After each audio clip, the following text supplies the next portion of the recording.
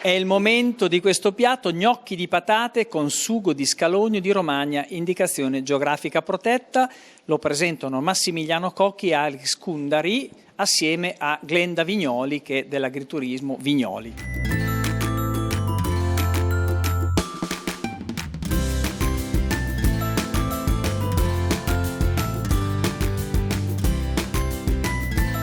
Restiamo sempre in Romagna, Glenda Vignoli dell'omonimo agriturismo. Allora, da descrizione del tuo territorio, che abbiamo detto insomma presenta caratteristiche particolari in fatto di prodotti come lo scalogno IGP. Esatto, noi siamo in collina, siamo tra Imola e Riolo Terme, siamo sotto il comune di Riolo Terme ma siamo proprio sopra il circuito. Da noi, essendo un territorio collinare, si cerca di prediligere dei prodotti che siano più tipici e più non di largo consumo.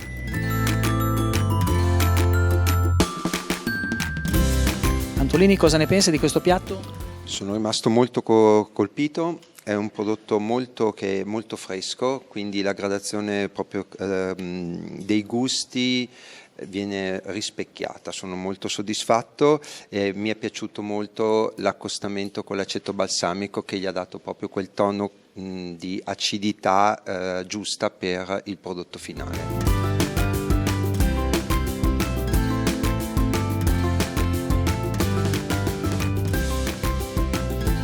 E adesso andiamo a Bertinoro, la provincia è quella di Forlì Cesena, l'agriturismo Casa Molinari, e qui con me Elisa Maraldi. Allora, voi preparate cappelletti di cicoria in brodo di funghi shiitake. Una gran parte di tradizione e un po' di innovazione. Raccontami un po' questa ricetta. Allora, questa ricetta nasce da un percorso, penso mio, di esperienze che comunque ho fatto, e da quello che io coltivo, quindi da quello che produco, dalla ricerca della materia prima, perché mi interessa la materia prima di qualità, quindi anche la ricotta ad esempio la faccio io con l'acqua di Frattaterme, e mi piace autoprodurre il più possibile le materie prime. E quindi qui c'è questa ricotta che è stata prodotta appunto ieri sera da me con l'acqua più che fresca, freschissima, con l'acqua di Frattaterme, che è un'acqua naturale, e poi la cicoria che è la mia, perché siamo anche in un cambio di stagione dove è bene mangiare le cicorie, fra l'altro, perché mi piace anche guardare un po' il lato salutistico di quello che è il cibo, sempre perché ho avuto delle esperienze personali.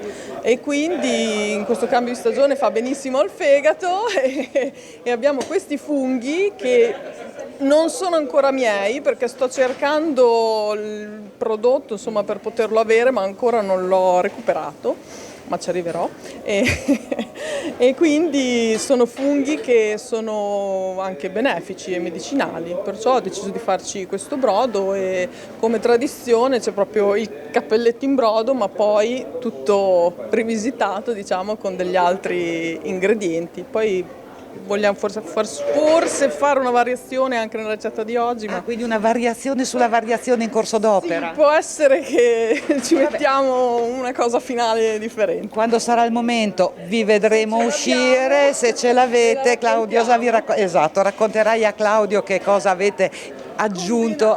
Esatto. Lavorare con questi ragazzi com'è? È bello, io mi diverto tantissimo, e loro sono bravissimi, quelli che io sono bravissimi, parlo per quelli che sono qui con me.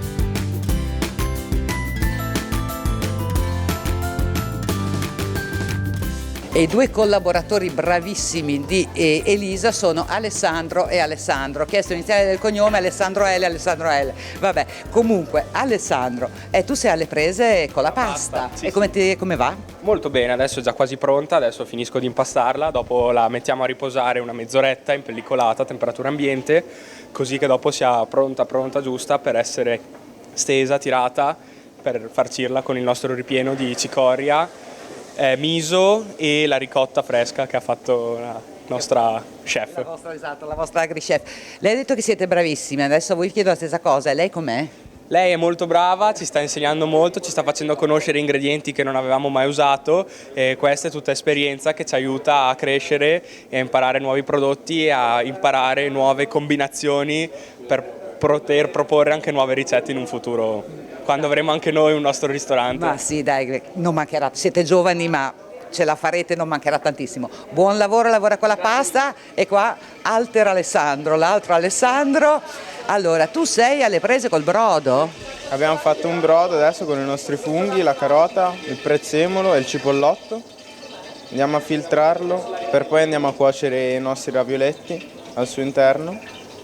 Brodo tutto vegetale con i funghi è molto particolare, quindi la scelta innovativa è questa, eh? Certo, è proprio questa la nostra scelta innovativa del piatto. Il resto è tradizione. Il resto è tradizione. E tu in cucina preferisci innovazione o tradizione o metterle insieme? Io preferisco innovazione, ci sta la tradizione ma è meglio rinnovarla secondo me. Bene, allora in bocca al lupo. E senti Elisa, com'è come chef, come agri-chef, come capobrigata? Beh, è proprio forte Elisa, ci aiuta tanto.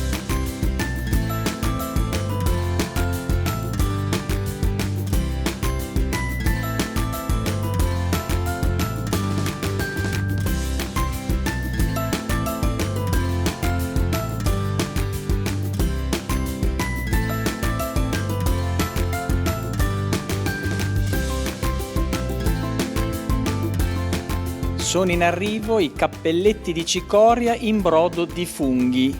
Lo presenta Alessandro Loda e Alessandro Lamanna assieme a Elisa Maraldi dell'agriturismo Casa Molinari.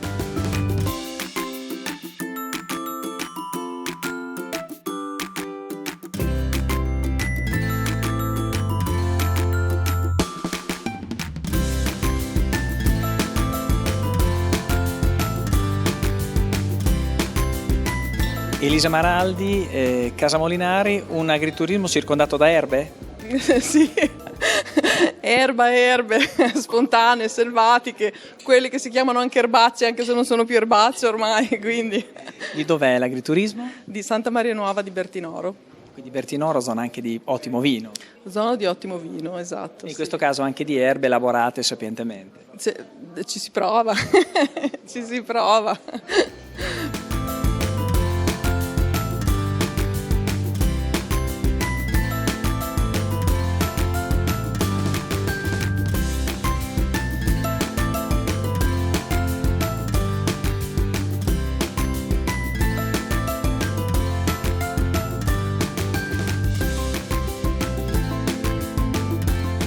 Il dolce ci arriva da Anzola dell'Emilia, provincia di Bologna, dall'agriturismo Mongiorgi i Salici. Il dolce è il certosino della nonna Melia. Andrea Mongiorgi, allora mi viene da dire, è una ricetta di famiglia.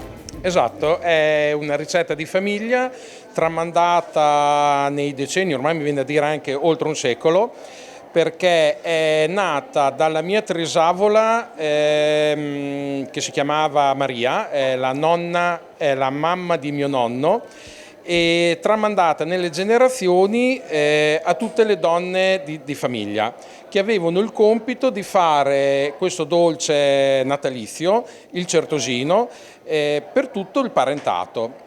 Perché certosino di nonna Melia? Perché io non ho conosciuto la mia trisavola Maria, ho conosciuto invece Melia, che era la sorella di mio nonno, e quindi abbiamo dato il nome a questo dolce alla sorella del nonno. Perfetto. Come si fa questo dolce? Anche se non vi possiamo dire tutti i passaggi, perché un po' lo conosco, essendo di Bologna staremo qua un'ora, però un po' la ricetta e gli ingredienti mi sposto e li chiedo alla chef dell'agriturismo Francesca Vignudelli.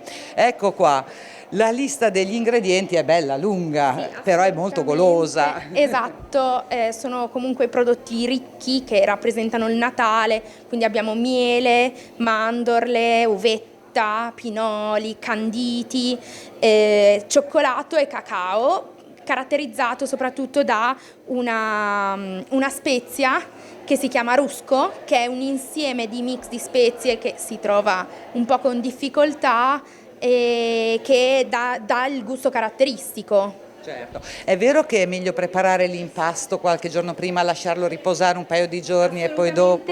Il segreto infatti è il tempo.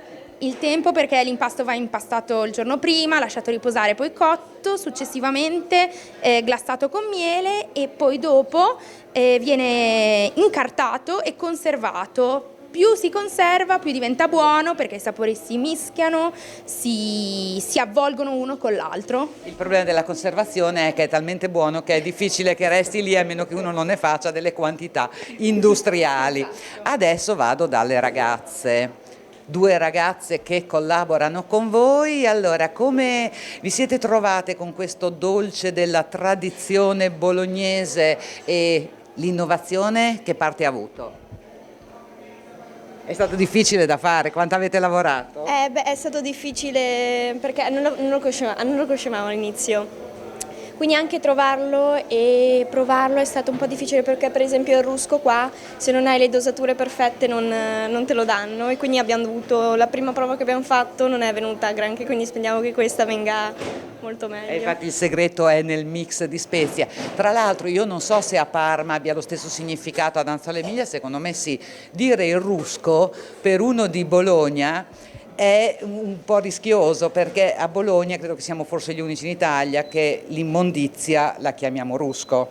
Quindi se tu dici il rusco qua non si trova, ho messo il rusco nel dolce, potresti avere un bolognese che ti guarda con gli occhi così. È meglio che dici il misto di spezie. Tu invece come sei andata? No, cioè nel senso è stata una bella esperienza perché appunto questo dolce non lo conoscevamo e è particolare perché appunto è natalizio e quindi è una tradizione comunque nuova per me, è molto carino. Niente. E allora in bocca al lupo ragazze, e buon lavoro, poi se ne resta un po', mangiatelo pur st'estate a Ferragosto che è comunque buono.